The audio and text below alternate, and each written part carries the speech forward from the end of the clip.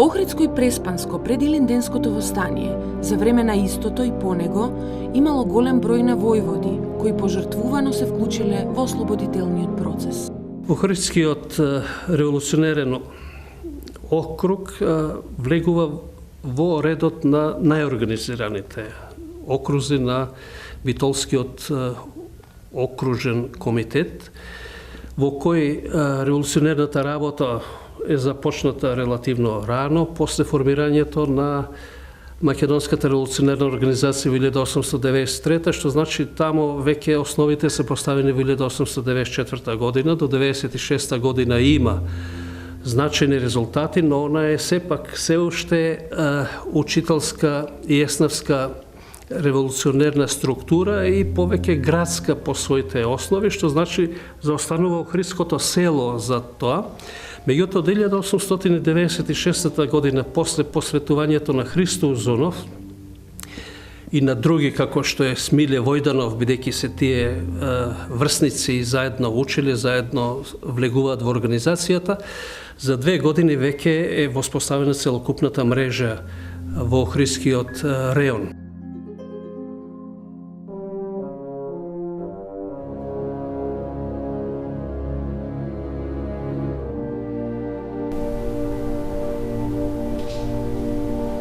Дојде бил заробеник на сиромаштијата. Завршил 3 клас во својот град, а чекал понатаму бил невозможен. Пробал да запише гимназија во Солун. Неуспешно. Пробал во Софија. Неуспешно.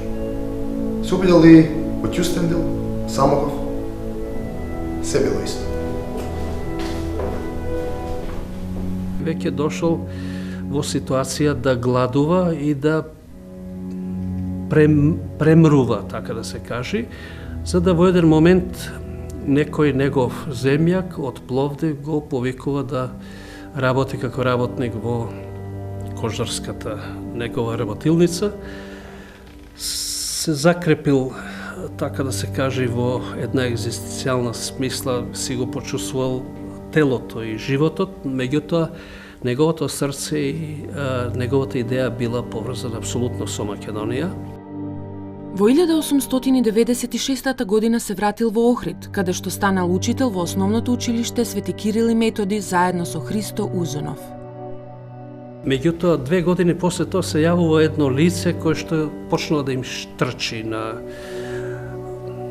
посветените револуционери, млади, ентузијазирани за борба и, така да се каже, за недозволување на влез на други пропаганди.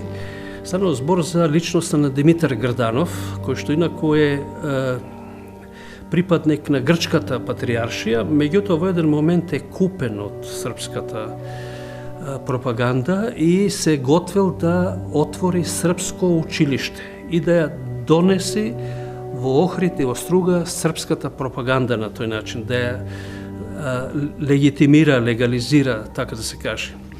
Христо Матов, например, во своите белешки пишува дека 98 година веќе едно подолго време се зборувало околу Грданов и потребата тој да се елиминира, па при една негова посета на Струга, барем Христо Матов, како што пише, ги собрал Кирила Прличев, Христо Узунов, Патчев и други револуционери и решил да им сугерира, доста се кројат работите, треба и да се стори самото дело.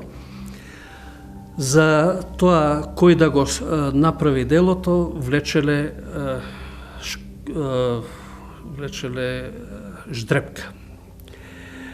Ќе го употребе поимот шкурта, тоа е албански збор, и станува збор кој ќе го извлечи најкусото стапче, практично. Го извлекол Нелчинов. Меѓутоа Нелчинов бил друга природа. Нежен, внимателен, одаден на делото, меѓутоа не и да извршено такво дело, и признал и се јавил Методија Патчев: ако вложиш во организацијата 10 Наполеони, јас ќе ја преземам таа улога, и од кога тие средства легнале во касата на организацијата за самото дело, Методија Пачев отворено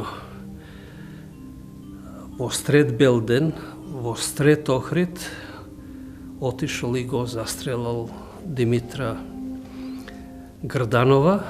Биле присутни на тој чин, секако ако се случи нешто непредвидено, Кирил Прличев и Христо Узунов, и бил уапсен и осуден на долги години робија. До амнестирањето во 1901 година Методија Пачев се наоѓал во битолскиот затвор. Во јануари 1902 година Методија Пачев застанал на чело на агитациона организацијска чета во Прилепско. На 25 март 1902 година четата влегла во село Кадино, Прилепско, каде што била забележана и предадена. Методија Пачев и шестмината негови другари се бореле 22 часа, но кога им снемало муниција, одлучиле да се самоубијат, извршувајќи го првото групно самоубиство. И сакале со последниот чин да го осветлат него уште повеќе, односно да блесни нивниот пример како порака на другите членови. Се самоубиваат сите 8 души и веста дека масовната саможртва одекнала секавично, точно како секавица, осветлувајќи го целиот простор на револуционерната организација и во Македонија и на оние институции на организацијата во Бугарија, на македонската емиграција револуционерно поврзана со македонското дело, и она станала споменик, практично еден споменик кој што се врежал во срцата и во умот на револуционерните организации и покажал дека делото, барајќи крајни жртви, практично постанува посветло, појасно, повредно во таа смисла. И тука би завршил со реченицата на Христо Матов, кој што кажува дека организацијата воспитала такви луѓе кои што практично ја презреле смртта, сосема сознателно давајќи го својот живот и кои што од смртта направиле ништо.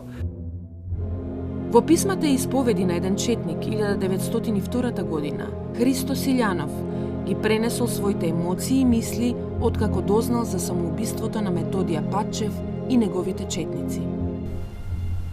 Една по една собиравме народни метални парички да се подкупи судот, да се плати скапиот затвореник. А се видовме пред 4 месеци. Тој одеше на пат за Прилеп, да стане војвода. Се прегрнавме силно. Патиштата ни беа полни со неизвестност.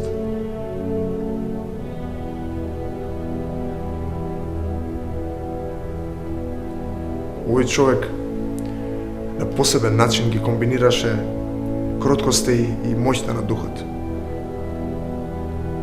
И да заврши толку рано. Дека Битола и сиот свет се восхитуваат. Царите на смртта се достојни за восхит.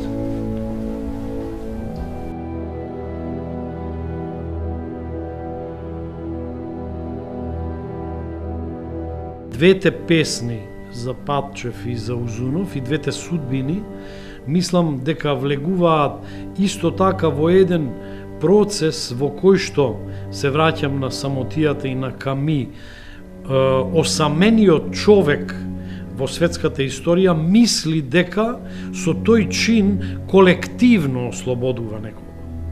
Разбирате? И еден од најголемите филозофи на модерните времиња, Емил Сиоран, во својата книга Краток преглед на распаѓањето, Le Précis de Décomposition, Précis de Décomposition, тоа е оригиналниот наслов на француски, тој рече дека всушност херојот, решавајќи одредена лична форма на саможртва, всушност разрешува некоја енигма која може во иднината да ги корне срцата на идните идеалисти, и во таа смисла Патчев и Узунов се тие две духовни светли визии на македонската историја во минатото, во сегашноста и во иднината.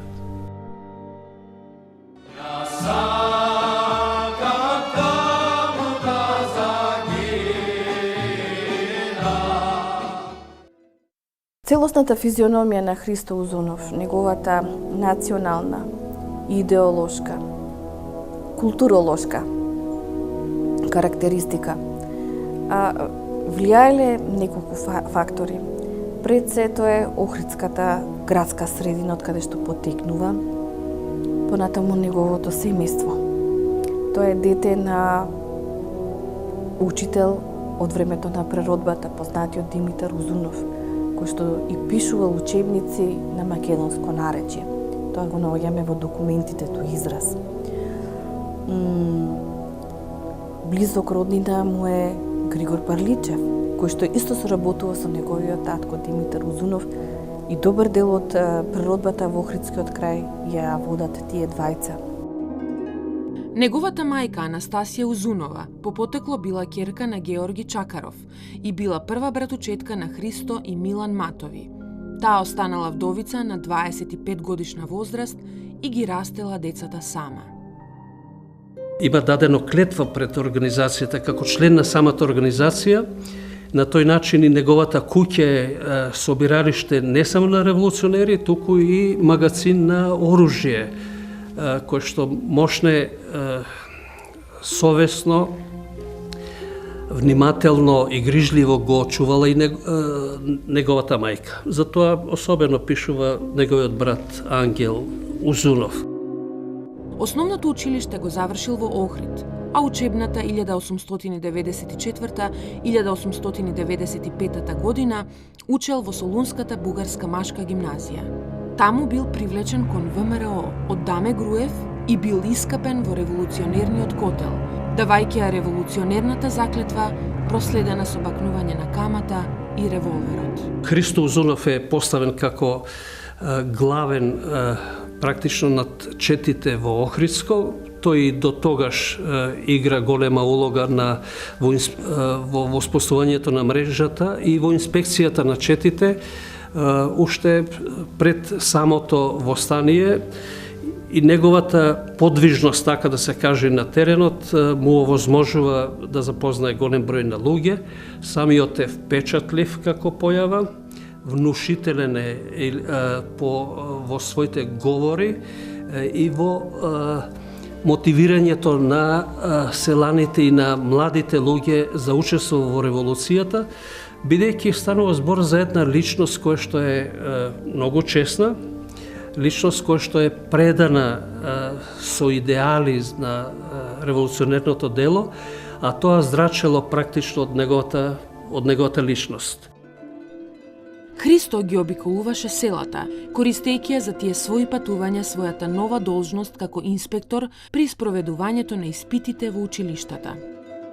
Покрај организирањето на луѓето се јави потреба за оружје. За кратко време беа создадени и отворени два многу сигурни канали за негово пренесување. Така поминаа годините, 1900-та и 1901-та, кога Христо веќе беше учител во Централното машко училиште во Малото Варош. Методија Патчев и Христо Узунов имале меѓусебна голема доверба и приврзаност и често оделе заедно при навиката на Христо Узунов да се камуфлира како свештено лице, бидејќи и му личала таа облека, станува збор за крупен маж со бујна брада. Методија Патчев, за разлика од него, бил доста понизок, па во поделбата на улогите тој изигрувал клисар што го носел котлето со посветена вода. Узунов беше голем љубител на лути пиперчиња. И кога полицијата ни беше зад петици, тој ми рече: "Што и да биде, јас пиперчиња нема да оставам." И се врати. Се врати, ја зеде чинијата, ја стави под мантија преслечен како поп и се премести во друг стан. Каде да отидеше? Во кој стан и да отидеше, никој не можеше да се посомнева дека не е поп. Дека под мантијата има четничка униформа.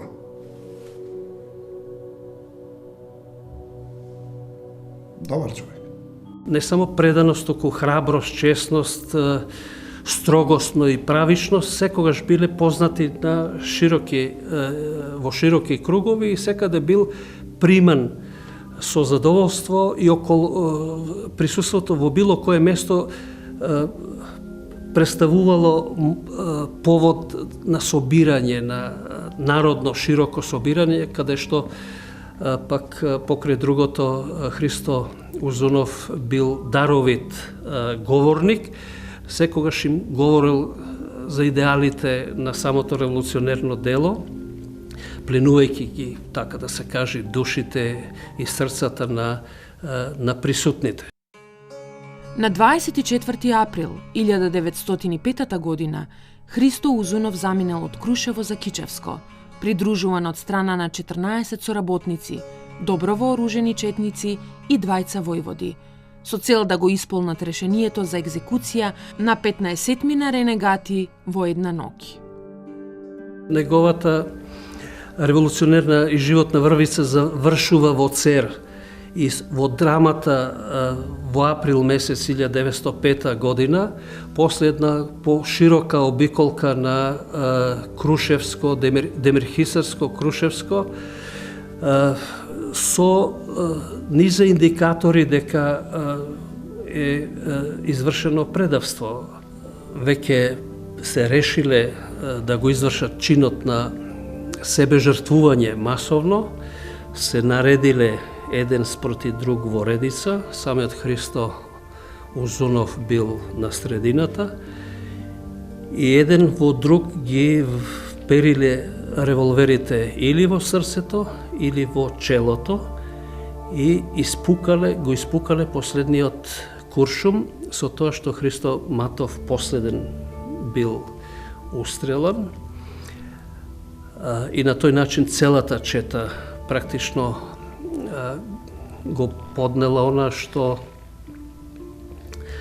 било последно да може да се плати како цена, тоа е својот млад живот, за да се засили, така да се каже, со крајната жртва идеалот во кој што верувале. Кога кајмакамот Кичевски, како предводник на турскиот аскар на жандармеријата и башибозокот, почувствувал дека нема никаков глас и отпор и дека настанала некоја штама, а куќата веќе горела од чатијата, па и таванот уште при земјата, наредил да се погледа од страна на еден од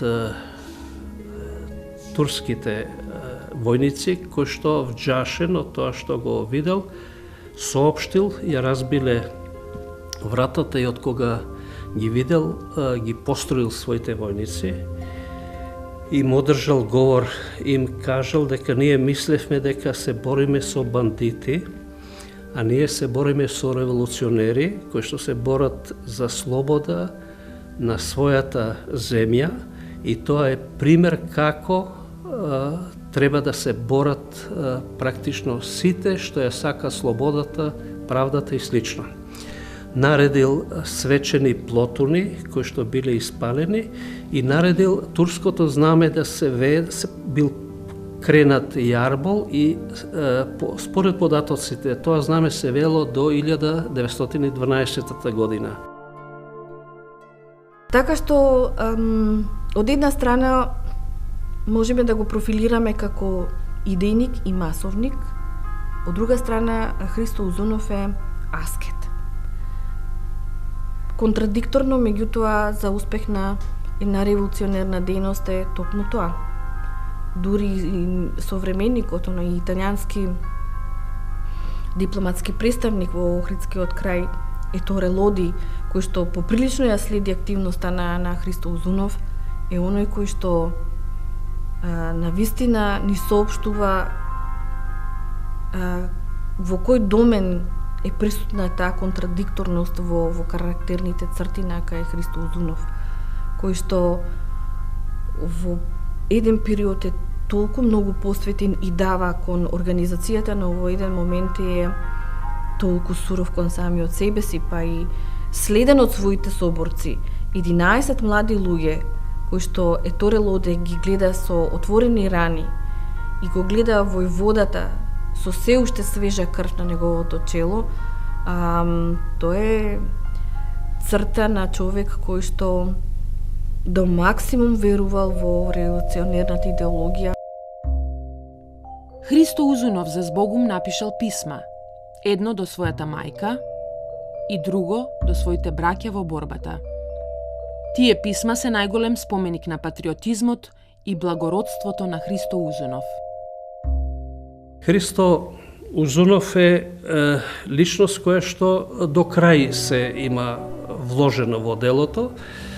Од неговите писма се гледа дека практично тој втората мајка или таа што на која припаѓа како граѓанин, како која што му е родина Македонија, дури и дава предност пред неговата биолошка мајка. Те молам, во името пак на моите свети чувства кон тебе, да не жалиш, ни да плачеш за мене. Најзадоволен ке се чувствувам ако ти со твоите држења бидеш пример за другите мајки и сопруги. Специфично е неговото писмо кое што го пишува пред крајот, пред самиот само жртвен чин во Цер, каде што гледа да ги пријави сите аномалии во самата организација. Спомнува пак она негова мисла за лични амбиции, за личен престиж на определени луѓе кои што можеби и залутале во организацијата, тој не заборави во смртниот час да ги спомене. Тој бара единство и консолидација на организацијата и во последниот час. Тоа се луѓе навистина фанатично определени кон една идеја која што ветувала, меѓутоа имала и своји соперници во актуелниот момент и не биле малку.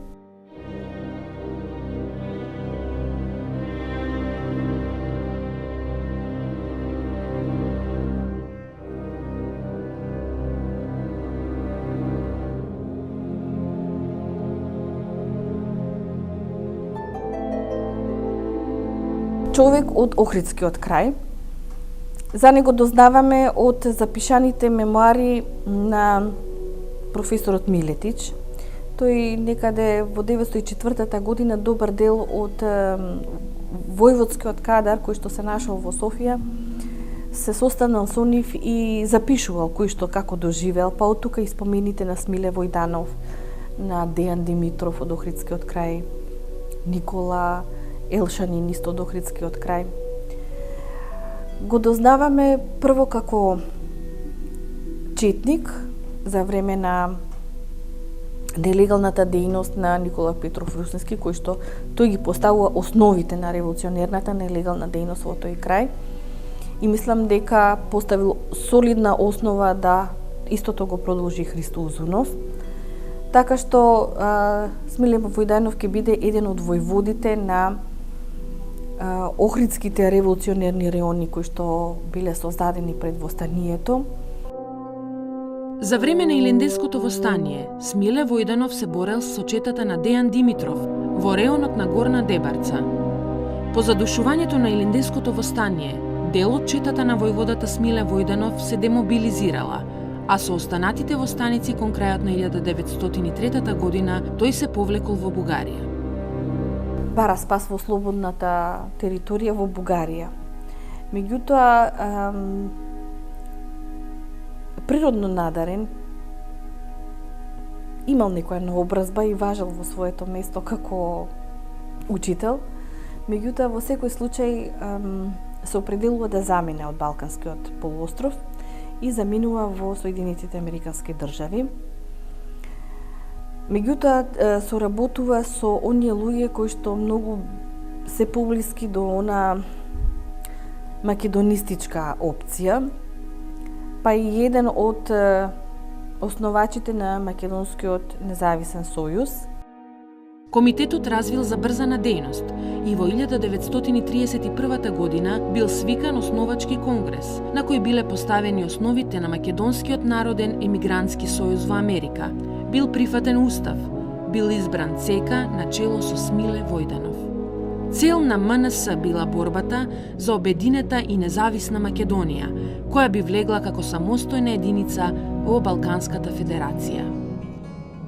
Мислам дека сепак една од поголемите заслуги за Смиле Војданов е неговата лична инвестиција или неговото лично дарување на средства за да се построи клиничкиот центар во Скопје. Фактички денешниот клинички центар кој што го имаме на ниво на Република Македонија ја има зад себе заинтересираноста и улогата на еден стар востанички војвода Смиле Војданов.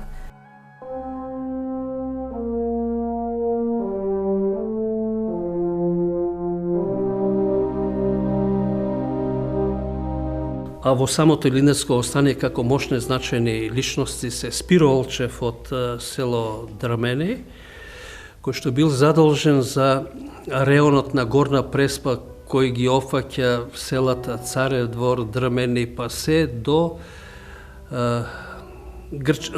албанските села. Тој при повлекувањето стигнал да префрли околу 2000 луѓе на островот Голем град во Преспанското езеро. На островот се живеело слободно. Аскерот неколку пати се обидел да го гранатира островот, но безуспешно. А како одговор на островот јачало: да живее Македонија! Во септември 1903 година Спиро Олчев почнал со евакуирањето на населението, а потоа според наредбата и самиот се повлекол. Во Ресенско биле изгорени сите села. Само 3-4 биле оставени, каде што биле сместени турци. Спиро се движел од спротивната страна на езерото до Петринско, но вчера бил прогонуван од 3-4 илјади војска и затоа заминал кај Нивци, каде што дознал дека јас сум овде. Ја оставил дружината и со 10 души дошол да се видиме. По младотурската револуција отворил книжарница во Битола, која се затворила во 1912 година. Умрел во април 1954 година во Софија.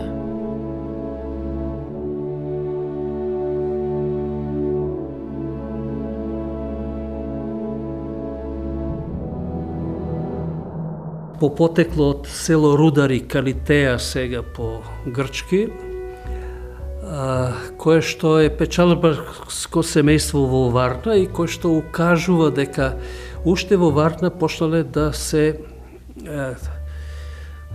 борат или фаќат за гуша со врховистите и дека централистичката идеја или припаѓањето на внатрешната македонска организација имало целосен ефект и авторитет и дека многу брзо во Варна го угаснале огнот на бугарскиот врховизам.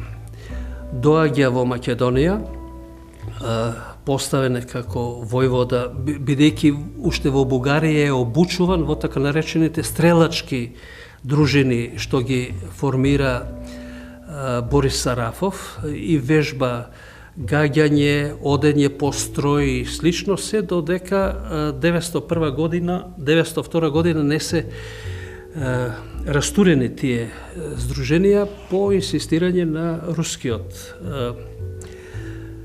амбасадор Бахметев, кој што ја следи руската политика од кон Македонија во смисла дека македонското прашање не може да се решава од страна на самите македонци, туку клучот е во Петроград, а не во Македонија или во Бугарија сред македонската емиграција.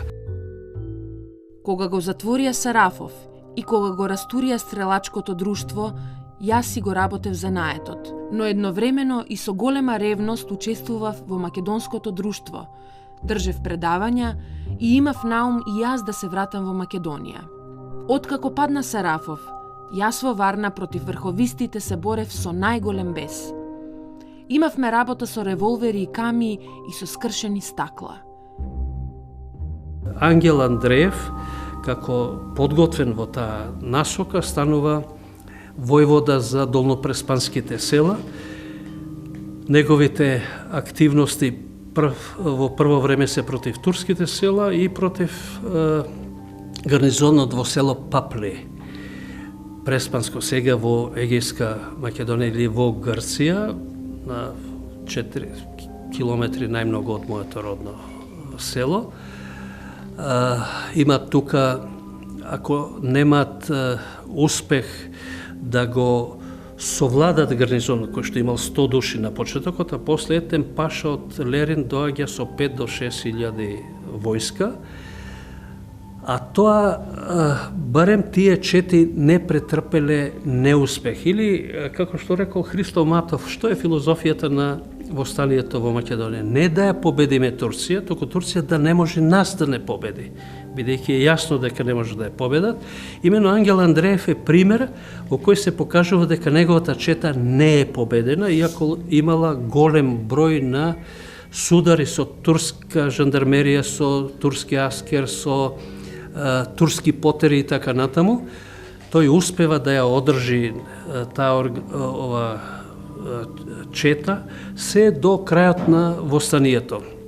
Кога веќе тоа востание септембар месец и слично се гледа дека нема подкрепа од европските сили и дека станува се по безсмислено да се продолжи војната заради тоа што наидува зимата, а не било собрано ниту житото, ниту другите, дека треба изгорените села да се санираат поправа за да може да се помини зимата. Таа зима пак обично така и била мощна, студена и сурова зима, и тој вели дека некаде кон средината на септември им рекол на момците да одат по дома, а и конечно од 19 септември веќе почнува распуштањето на четите.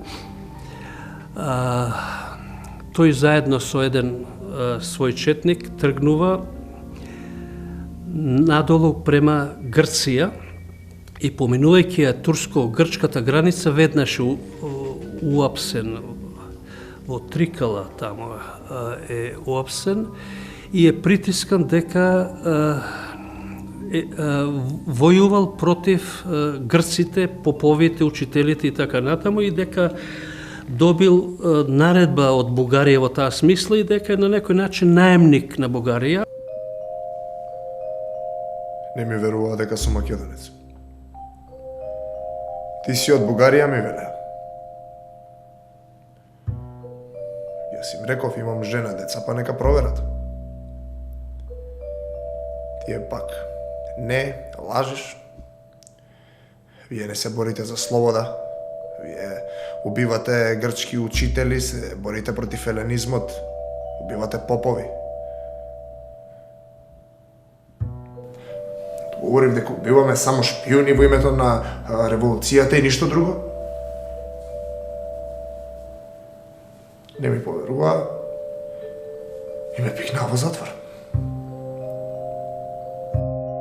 После 2 месеци испитување, затвори, понижување и слично, ги пуштиле, се вратил во Варна и карактеристично и убав еден момент има, ги завршува сите своји спомени со една реченица. Имам брат Ноче, инженер, изучен во Русија. Така да се каже и она што во семејството се издигнало највисоко, а примерот на Ангел Андреев и неговата борба е завршува 1917 година, бидејќи во Првата светска војна тој е убиен, како што се убиени, например, и други револуционери, особено Христо Чернопеев и неговите чети. Практично и Ангел Андреев учествува во истите и он ја има судбината, што значи ги оставил коските во Македонија за земјата и неговата родина за која се борел. Никола влегол во Македонската револуционерна организација 1895 година. Според спомените на Борис Сарафов, Никола Кокарев во 1896 година уште се наоѓал во Цариград.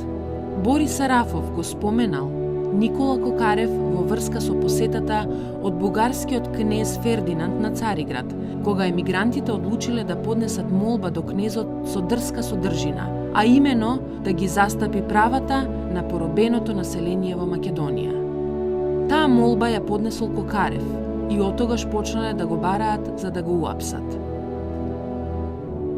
Кокарев е координатор на сите нив. Кокарев е чесен одан представник на револуционерната организација, но е во компетиција или во конкуренција со Славејко Арсов и имат недоразбирања, големи недоразбирања. Славејко Арсов ни ги објаснува со тоа што Кокарев Божем потпаднал под влијанието на Борис Сарафов и станал сарафист, а самиот Славејко Арсов не сакал да се сретни со Борис Сарафов. И воопшто не се сретнал, и тоа му било особено забележено од страна на Борис Сарафов. Па во таа смисла обвинувањата кои што се дадени за неморал на Славејко Арсов, а ги форсирал Никола